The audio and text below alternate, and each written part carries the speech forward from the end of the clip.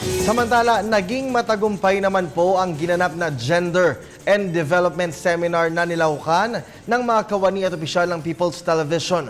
Dito po tinalakay ang ilang issue, kabilang na ang pagpapalakas ng karapatan ng mga kababaihan bilang kabalikat sa pagsulong at pag-unlad ng bansa. Ang ulat mula naman kay Elizabeth Cachin.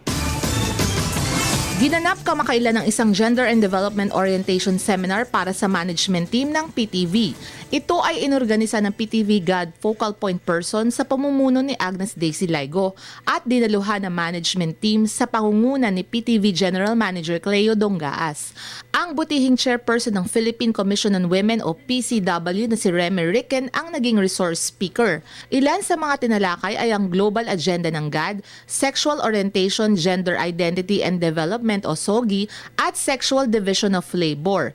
Layo ng nasabing seminar na mamulat ang mga participants sa kahalagahan ng GAD at maging gender sensitive ang mga ito. Para sa Telebisyon ng Bayan, Elizabeth Cachin.